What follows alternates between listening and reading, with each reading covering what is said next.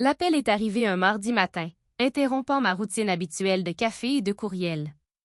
Quand j'ai vu le nom de Rebecca clignoter sur mon écran, j'ai su que ça n'allait pas être agréable. Ça n'a jamais été avec elle. « Bonjour Rebecca », répondis-je gardant ma voix neutre. « J'ai vendu la maison », annonça-t-elle sans préambule, le ton dégoulinant de satisfaction. Les papiers sont signés et les nouveaux propriétaires emménagent la semaine prochaine. J'espère que vous avez appris votre leçon sur le respect de vos aînés. Je m'appelle Olivia Matthews et la maison dont Rebecca parlait si sournoisement était la maison de mon enfance. Celui que mon père m'avait laissé quand il est décédé il y a 2 ans. Ou du moins, c'est ce que pensait Rebecca. La maison, répétais-je, luttant pour garder l'amusement hors de ma voix. Tu veux dire la maison de papa? Ne fais pas l'idiote, Olivia. Tu sais exactement quelle maison? Celui que tu squattes à rentrer depuis la mort de ton père. Eh bien, ça se termine maintenant. J'ai trouvé des acheteurs qui apprécieront réellement la propriété. J'ai pris une gorgée lente de mon café, me souvenant de la réunion que j'avais eue avec l'avocat de papa, M. Harrison, quelques jours seulement après les funérailles. Rebecca n'avait aucune idée de cette réunion, des documents que nous avions signés ou de la propriété réelle de la propriété. C'est intéressant, j'ai dit soigneusement. Et tu es sûre que tout est légal? Elle se moquait. Bien sûr, c'est légal. Je suis sa veuve et la maison était à son nom. Tu as peut-être été sa précieuse fille, mais j'ai aussi des droits. Peut-être que la prochaine fois tu réfléchiras à 2 fois avant de remettre en question mes décisions sur le remodelage. Ah, ça y était. La vraie raison derrière ce jeu de puissance. Il y a 3 mois, j'empêchais Rebecca d'éviscérer les éléments historiques de la maison, les rampes sculptées à la main, les planchers de bois franc d'origine, les vitraux que mon père avait restaurés avec amour au fil des ans.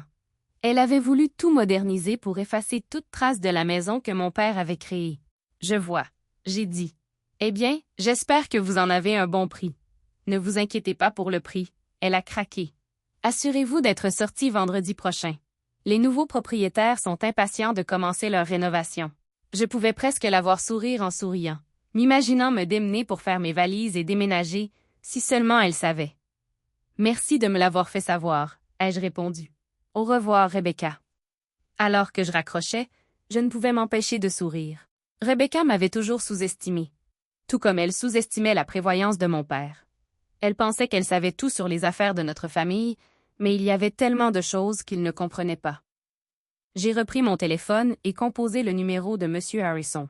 « Olivia », il a répondu chaleureusement. « J'attendais ton appel. Elle l'a fait, j'ai dit. En fait, elle a essayé de vendre la maison. L'a-t-elle maintenant? » Je pouvais entendre l'amusement dans sa voix. Ça devrait être intéressant. Voudriez-vous que je mette les choses en mouvement? Oui, s'il te plaît. Étage M. Harrison. Assurez-vous que les acheteurs comprennent exactement ce qui se passe. Je ne veux pas que des innocents soient pris dans le pétrin de Rebecca. Après avoir raccroché, j'ai traversé la maison, ma maison, passant ma main le long des murs que mon père avait peints, des encadrements de portes qu'il avait restaurés, des sièges de fenêtres où nous avions passé d'innombrables heures à lire ensemble. Chaque centimètre carré de cet endroit contenait des souvenirs, des histoires, des morceaux de notre vie ensemble. Rebecca avait épousé mon père il y a 5 ans quand j'avais 23 ans. Au début, elle jouait parfaitement le rôle de la belle-mère attentionnée, tout sourire et mots doux. Mais après le mariage, ses vraies couleurs ont commencé à apparaître. Elle a essayé de creuser un fossé entre papa et moi, a fait des commentaires sarcastiques sur notre relation étroite et a constamment poussé à changer les choses à propos de notre maison. Papa a fini par voir à travers elle, mais à ce moment-là, sa santé était défaillante. Dans ces derniers mois, il m'a appelé dans son bureau un soir alors que Rebecca était à son rendez-vous hebdomadaire au spa. « Tit Live », avait-il dit, utilisant son ancien surnom pour moi. « J'ai besoin que tu me fasses confiance. Les choses ne sont pas ce qu'elles semblent être avec Rebecca, et j'ai pris des dispositions. Le moment venu, va voir James Harrison.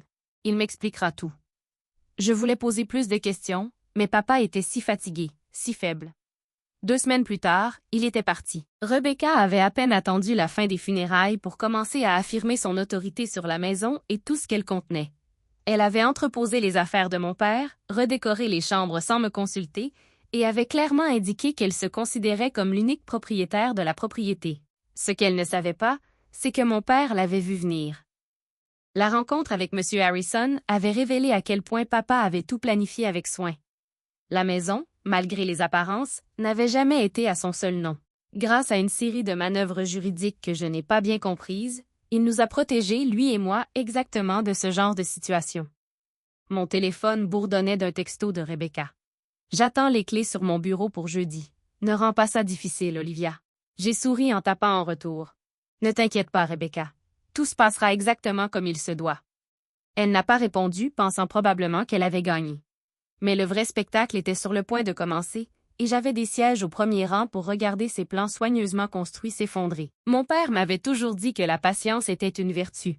Parfois, il disait que la meilleure réponse est simplement d'attendre et de laisser les gens révéler leur vraie nature. Rebecca avait certainement révélé la sienne. Maintenant, il était temps pour elle d'en apprendre davantage sur la mienne.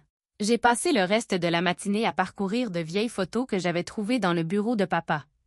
Il y avait l'un de nous qui travaillait sur la maison ensemble, couvert de peinture, et nous a vus mais souriant comme des imbéciles.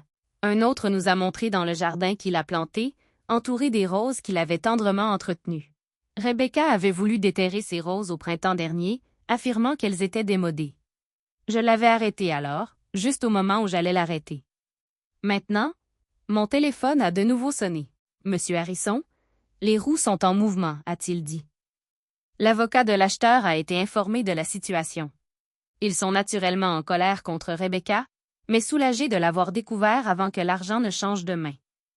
Combien de temps avant qu'elle le découvre? Je dirais que cet après-midi, leur avocat rédige une lettre fortement rédigée au moment où nous parlons. Voudriez-vous que je sois présent quand elle le recevra? J'y ai réfléchi un instant. Non, j'ai décidé. Laissez-la s'en occuper seule. Elle a besoin de comprendre exactement ce qu'elle a fait.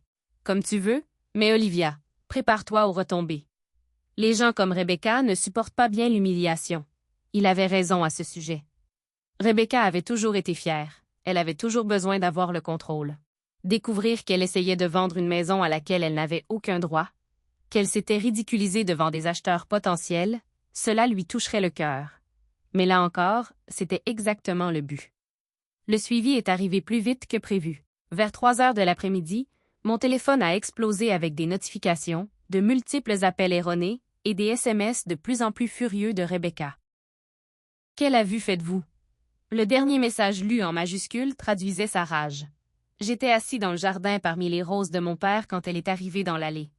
Sa Mercedes s'arrêta brusquement, et elle sortit en trombe, agitant ce que je supposais être la lettre de l'avocat. « Petite sorcière complice », hurla-t-elle, sa façade soigneusement entretenue se fissurant complètement. « Tu le savais depuis le début. » Je suis resté assis, calme malgré sa fureur. Je savais de quoi, Rebecca. Ne joue pas l'innocent avec moi. Elle m'a enfoncé la lettre au visage. La fiducie, le transfert de propriété, tout ça. Toi et James avez comploté ça dans mon dos. Non, je l'ai corrigé doucement. Papa et M. Harrison ont arrangé ça. J'ai juste suivi ses instructions. Son visage se tordait de rage. Ton père ne me ferait jamais ça. Ça doit être une erreur. En fait, je me suis levée en brossant la saleté de mon jean. Papa a fait exactement ça pour me protéger et protéger la maison. Il a vu à travers toi, Rebecca.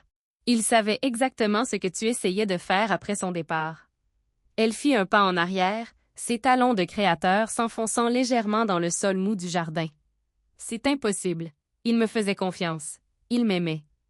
L'a-t-il fait? J'ai demandé tranquillement. Ou vous a-t-il simplement laissé penser qu'il l'a fait? La couleur s'écoula de son visage alors que les implications de mes paroles s'enfonçaient. Mon père, l'homme qu'elle pensait avoir complètement trompé, l'avait déjoué d'outre-tombe. La maison n'a jamais été à son nom. J'ai continué, la regardant traiter chaque révélation. Il l'a transférée dans une fiducie il y a des années, bien avant de vous rencontrer. Je suis le seul bénéficiaire. Tu n'avais pas le droit d'essayer de le vendre. Tu mens, murmura-t-elle. Mais je pouvais voir le doute dans ses yeux. Vérifiez les dossiers de propriété, j'ai suggéré. Ils sont tous publics. Papa s'en est assuré aussi. Il voulait que tout soit transparent le moment venu. Les mains de Rebecca tremblaient maintenant, froissant la lettre de l'avocat. Les acheteurs, ils menacent de poursuites judiciaires. Avez-vous une idée à quel point c'est humiliant? Presque aussi humiliant que d'essayer de jeter votre belle-fille hors de sa propre maison, j'ai répliqué. Ou peut-être aussi humiliant que de passer des années à faire semblant de se soucier de quelqu'un juste pour obtenir son argent. Elle tressaillit comme si je l'avais giflée. Tu ne comprends rien à ma relation avec ton père. Je comprends plus que tu ne le penses. Papa m'a tout raconté avant de mourir. À propos du contrat de mariage que vous avez refusé de signer, à propos des mystérieux retraits de ses comptes, à propos des hommes que tu as rencontrés pendant qu'il était à l'hôpital. Ses yeux s'écarquillèrent. Il savait qu'il savait tout, Rebecca. Il a juste attendu, regardé et planifié. Tel père, telle fille, je suppose. Elle a fait un autre pas en arrière, son costume coûteux maintenant taché de saleté de jardin. Ce n'est pas fini, a-t-elle menacé, mais sa voix manquait de conviction. En fait, c'est le cas, ai-je répondu en sortant mon téléphone. J'ai enregistré toute cette conversation. Voudriez-vous que je l'ajoute au dossier que M. Harrison est en train de constituer sur vos tentatives de vendre illégalement des biens que vous ne possédez pas? Pour la première fois depuis que je la connaissais, Rebecca était sans voix. Elle se tenait là entourée des roses de mon père, l'air complètement perdu. « Je vais faire ça simple, dis-je. Pars. Quitte la maison. Laisse-moi seule. Et surtout, laisse la mémoire de mon père tranquille. Si vous essayez autre chose, d'autres stratagèmes, d'autres tentatives pour prendre ce qui ne vous appartient pas, tout sort. Les affaires, l'argent, tout ça. Tu n'oserais pas, siffla-t-elle. Cela nuirait à la réputation de votre précieux père. J'ai souri, canalisant la même force tranquille que j'avais toujours admirée chez papa. Sa réputation peut supporter la vérité. Rebecca, le tien peut-il? Elle me fixa longuement, calcul visible dans ses yeux. Enfin, ses épaules se soulevèrent légèrement. Bien, elle a craché. Garde la maison. Garde ta petite victoire. Mais ne pensez pas que cela signifie que vous avez gagné. Je l'ai déjà fait, ai-je simplement dit. J'ai gagné au moment où papa t'a vu pour qui tu es vraiment. Elle se retourna et retourna en trombe vers sa voiture, ses talons s'enfonçant dans l'herbe à chaque pas de colère. Alors qu'elle s'éloignait, j'ai remarqué qu'elle avait laissé tomber une lettre d'avocat dans le jardin. En le ramassant, j'ai lissé le papier froissé. Le langage juridique était complexe, mais le message était clair. Rebecca n'avait aucun droit sur la maison, n'en avait jamais eu, et sa tentative de la vendre constituait une fraude. Mon téléphone a sonné. Un texto de Monsieur pour Harrison. Comment l'a-t-elle pris? À peu près aussi bien que prévu, répondis-je, mais je pense qu'elle a fini. Ton père serait fier, a-t-il répondu. Il a toujours dit que tu étais plus fort que tout le monde ne le savait. J'ai regardé dans le jardin les roses que papa avait entretenues avec tant de soin. À la maison, il protégeait si bien. Il avait su que ce jour viendrait, s'y était préparé d'une manière que je commençais seulement à comprendre. Rebecca pensait qu'elle me donnait une leçon de respect. Au lieu de cela, elle en avait appris une sur la sous-estimation des gens, à la fois les vivants et les morts. Les semaines qui ont suivi la confrontation de Rebecca ont apporté des changements inattendus. La maison était différente, en quelque sorte, plus claire, comme si une ombre avait été levée. J'ai passé mes soirées à restaurer les chambres dans leur état d'origine, annulant les tentatives de modernisation hâtive de Rebecca. Un soir, alors que je triais des boîtes dans le bureau de papa, j'ai trouvé une lettre qui m'était adressée avec son écriture familière. L'enveloppe était datée de quelques jours avant sa mort. Mes mains tremblaient en l'ouvrant. Ma chère Libby, si vous lisez ceci, alors tout s'est déroulé comme je m'y attendais. Rebecca a probablement essayé de prendre la maison maintenant, et tu as appris les arrangements de confiance que j'ai pris avec James. Je suis désolée de ne pas avoir pu tout te dire de mon vivant. Rebecca regardait de trop près, et j'avais besoin qu'elle croie qu'elle en avait un. Tu vois, j'ai découvert sa vraie nature environ 1 an après notre mariage. Mais à ce moment-là, elle avait déjà montré sa main. La mystérieuse maladie qui m'a conduit à l'hôpital.